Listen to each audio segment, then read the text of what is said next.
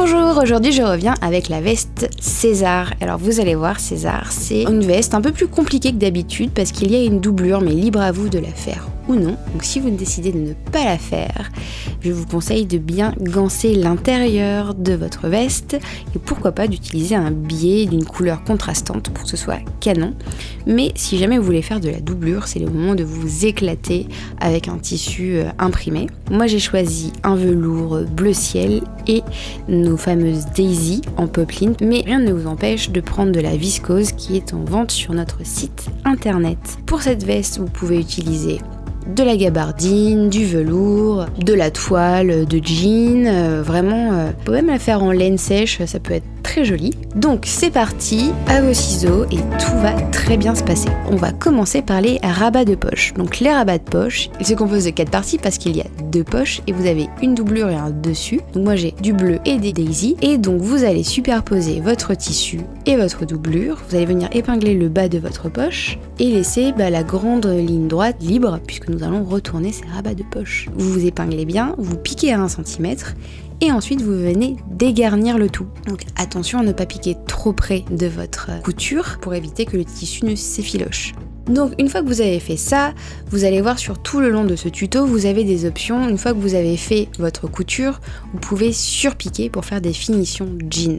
Une fois que ça c'est fait, vous avez fait votre second rabat de poche, nous allons passer au placement de ces fameuses poches sur le devant. Donc le devant droit et le devant gauche se composent de 2 parties, une partie basse et une partie haute. Donc vous allez trouver la ligne d'empiècement de votre partie basse et de votre partie haute et vous avez 2 petits crans qui, comme par magie, correspondent à la largeur de votre poche. Donc l'idée c'est de venir épingler le rabat de poche sur l'endroit de la partie basse et de venir prendre en sandwich le tout avec la partie haute. Donc vous venez épingler et piquer à 1 cm. Une fois que ça c'est fait, vous repassez bien le rabat de poche vers le bas et la ligne de couture vers le haut. Donc vous faites ça à droite et évidemment vous faites ça à gauche. Une fois que ça c'est fait, vous allez passer au dos. Alors le dos c'est très simple, c'est juste de l'assemblage. Et si vous faites une définition jean, des surpiqûres. Donc le dos est composé de 4 parties, le milieu dos, les 2 côtés et l'empiècement dos, qui se trouve en haut évidemment. Donc vous allez commencer par épingler les côtés du dos sur le milieu dos. Donc vous venez superposer endroit contre endroit les côtés sur le milieu. Vous venez d'abord épingler tout ceci et piquer à 1 cm. Donc une fois que vous avez épinglé et piqué à 1 cm, vous repassez bien. Et là, je vous conseille de faire regarder les coutures vers l'extérieur. Et ensuite, nous allons passer à l'empiècement dos. Donc l'empiècement de dos, c'est très simple. Vous superposez endroit contre endroit l'empiècement de dos sur le dos. Vous mettez bien des épingles sur toute cette ligne. Moi, ce que je vous conseille de faire, si jamais vous avez un petit peu d'embu, vous faites coïncider le côté droit et le côté gauche. Et même si vous pouvez mettre une petite épingle au milieu, c'est encore mieux avant de répartir les épingles. Donc, une fois que vous avez épinglé, vous venez piquer à 1 cm et ensuite, vous repassez, vous allez voir, la couture regarde assez naturellement vers le haut, donc n'oubliez pas de bien aplatir. Donc maintenant, vous avez votre dos de près et vos 2 devants, et vous allez voir, les devants, je vous ai pas dit, mais les rabats de poche sont évidemment décoratifs parce que je n'ai pas accroché de sac de poche. Mais si jamais vous avez envie de faire des sacs de poche, sur le patron, il y a de quoi réaliser vos fonds de poche. Donc maintenant, nous allons assembler le dos et le devant. Donc pour ceci, vous allez faire coïncider les lignes d'épaule et les lignes de côté. Donc vous venez mettre des petites épingles sur les lignes d'épaule et sur les côtés, vous épinglez, vous piquez 1 cm et vous venez évidemment bien repasser votre travail. Une fois que ça c'est fait, on va réserver et nous allons passer aux manches. Donc les manches, elles se composent de 2 parties. Vous avez la partie du dessus et la partie du dessous. Nous allons les assembler ensemble endroit contre endroit pour fermer la manche. Donc vous allez commencer par la ligne de saignée. Donc la ligne de saignée, c'est celle qui se trouve à l'intérieur de votre bras. Et donc vous allez épingler et la piquer à 1 cm. Et ensuite vous allez faire la ligne de coude. Et la ligne de coude, c'est celle qui se trouve donc derrière. Et vous allez voir en bas de votre manche, il y a un petit décranté. Sur ce petit décranté, c'est en fait le début de votre couture. Donc vous n'oubliez pas de faire un bon point d'arrêt et d'aller monter jusqu'à l'emmanchure. Pareil, un petit point d'arrêt à l'emmanchure, c'est pas mal aussi. C'est important pour la suite parce que c'est là en fait où on va venir accrocher la doublure plus tard. Et sur votre doublure aussi, vous aurez ce petit cran. Donc une fois que vous avez fait ça, vous allez faire la manche droite et la manche gauche ou la manche gauche et la manche droite et vous allez venir épingler les manches au corps endroit contre endroit. Vous allez épingler l'emmanchure de la manche à l'emmanchure du buste, vous allez faire coïncider les crans d'épaule et la découpe de l'empiècement dos avec la ligne de coude. Hyper facile, très peu d'embus, je vous promets. Et puis de toute façon, on est en plein biais, donc il n'y a pas vraiment de sujet. Donc on met beaucoup d'épingles, on pique à 1 cm, on prend son temps et on repasse bien. N'hésitez pas à même surjeter ou zigzaguer cette piqûre-là, même si vous faites une doublure, parce que c'est souvent un endroit qui est sollicité et qui pourrait être fragilisé. Donc une fois que vous avez fait ça à droite et à gauche, vous allez réserver votre vêtement et nous allons passer à la doublure.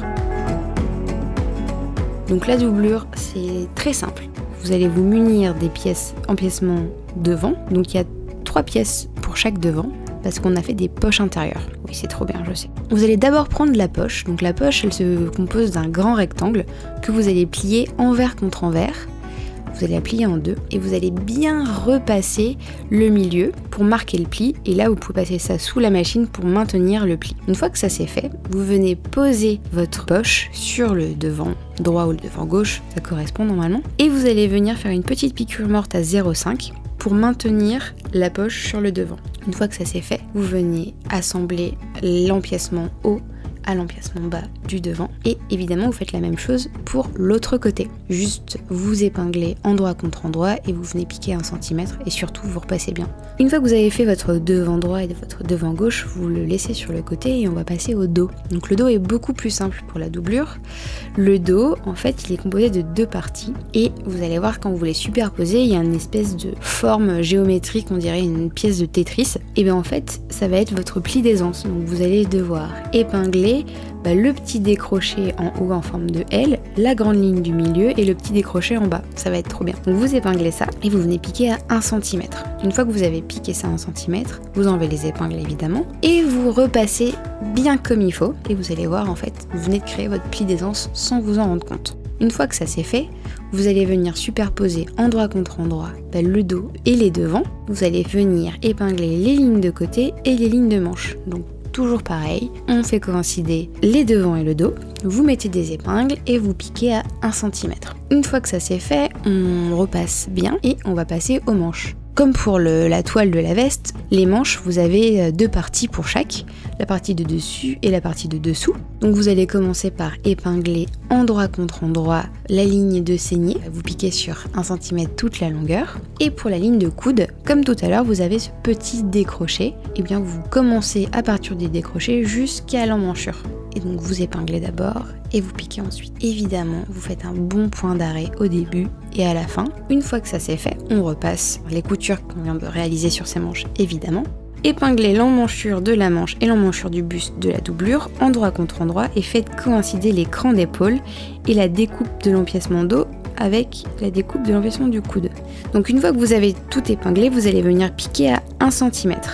Donc là j'ai envie de vous dire, vous avez fini le montage de la doublure. C'est pas beau ça? Donc maintenant vous allez enfiler la doublure dans la veste, donc envers contre envers, comme si celle-ci était terminée. Et vous allez venir épingler les deux ensemble au niveau des fentes du bas de manche. Donc là on s'en fiche de endroit contre endroit, envers contre envers, je veux juste que vous mettiez une épingle au niveau de cette fente, à droite et à gauche. Une fois que ça c'est fait, vous allez tirer la doublure de la manche vers l'extérieur de la veste de manière à la faire sortir complètement. Maintenant vous allez enlever les épingles du bas de la manche. Si je vous ai fait mettre des épingles, c'était pour être sûr qu'en fait, quand vous allez venir finir votre vêtement, la doublure n'aura pas tourné à l'intérieur et ça ne sera pas immétable.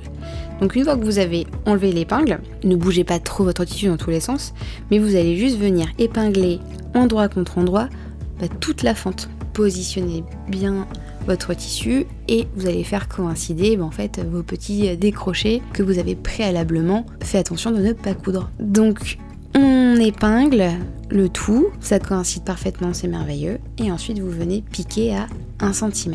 Une fois que ça c'est fait, vous venez remettre la doublure à l'intérieur de votre vêtement, comme si le vêtement était terminé. C'est assez satisfaisant en ce moment, je trouve. Et maintenant, nous allons passer au poignet. Une fois que vous allez vous lancer dans l'accrochage de votre poignet à votre bas de manche, vous allez voir si vous avez le bas de la manche face à vous, vous avez votre doublure et en fait de chaque côté, il faut que le tissu extérieur, donc ici le tissu bleu, rentre d'un petit centimètre vers l'intérieur de votre veste. Vous mettez des petites épingles, juste sur ces deux côtés-là, c'est important pour la suite. et nous allons passer au poignet. Donc le poignet, c'est pas très compliqué, c'est un rectangle et donc vous allez le plier endroit contre endroit.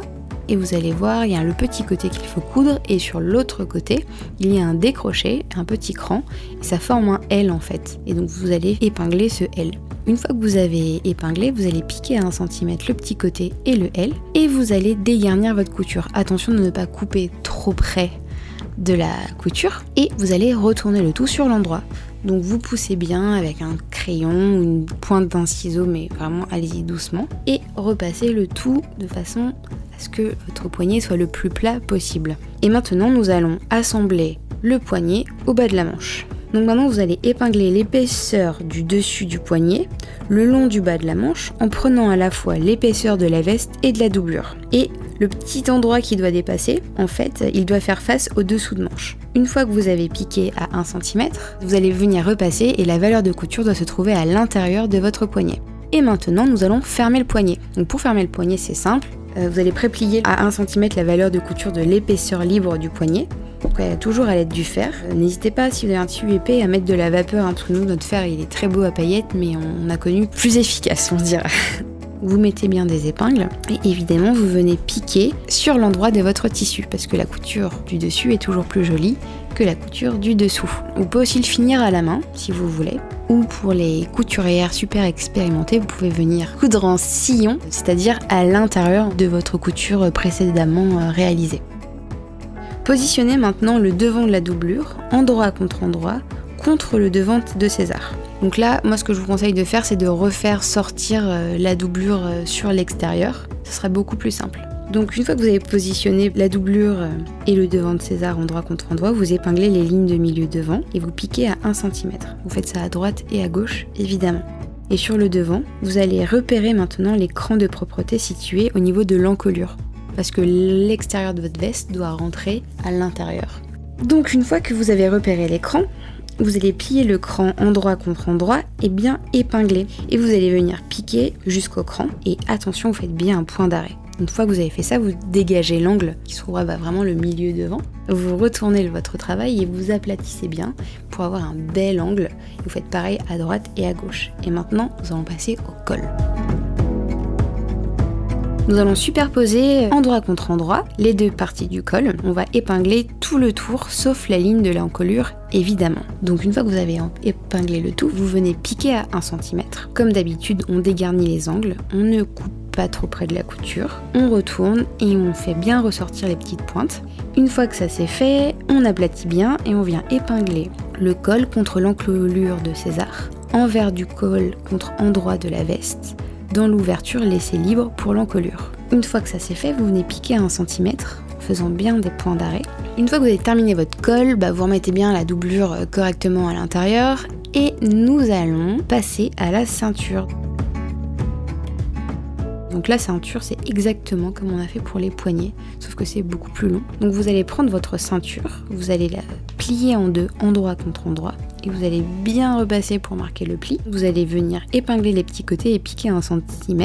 Et n'oubliez pas de faire des petits points d'arrêt. Une fois que ça c'est fait, vous allez dégarnir les angles et retourner. Et encore une fois, on repasse bien, on adore repasser ici. Donc maintenant, vous allez épingler l'épaisseur du dessus de la ceinture tout le long du bas de César, endroit contre endroit, en prenant les épaisseurs de la veste et de la doublure. Une fois que ça c'est fait, vous piquez à 1 cm et c'est presque fini. On est à une couture de la balle de match. Donc maintenant que ça c'est fait, vous allez replier la valeur de couture de l'épaisseur du dessous de la ceinture libre à l'aide du fer à repasser. Et maintenant vous pouvez épingler contre la première valeur de couture. Prenez en sandwich le bas de la veste dans la ceinture. Une fois que ça c'est fait, on épingle, on vient piquer en nervure sur l'extérieur pour bien maintenir, ou en sillon, ou à la main, c'est vous qui choisissez. Donc une fois que ça c'est fait, il ne reste plus qu'à faire les boutonnières. Vous pouvez reporter les boutonnières qui se trouvent sur le patron, sur le devant de votre veste, et vous reportez aussi celles qui sont sur le bas de votre manche. Une fois que vous avez reporté les boutonnières et l'emplacement des boutons, vous pouvez aller voir votre petite dame ou votre petit monsieur qui fait les boutonnières, et ensuite on viendra coudre les boutons. Vous pouvez utiliser des boutons à queue, des boutons classiques, ou aussi même des boutons jean. Une fois que ça c'est fait, eh bien on est presque à une étape de dire tadam, parce qu'on repasse une dernière fois correctement sa veste. On vient mettre une étiquette Make My Lemonade parce que quand même vous l'avez fait, et j'ai envie de vous dire, c'est fini, vous pouvez être fiers de vous, et j'espère que ça vous a plu, et j'ai hâte de voir vos réalisations, j'ai hâte de voir les couleurs folles que vous avez choisies, et les doublures ainsi que les gansages. N'oubliez pas de partager vos réalisations sur notre groupe secret Facebook, je vous remets le lien dans la barre d'infos. Je vous embrasse et je vous dis au 15 du mois prochain pour un nouveau patron de la nouvelle collection. À très vite.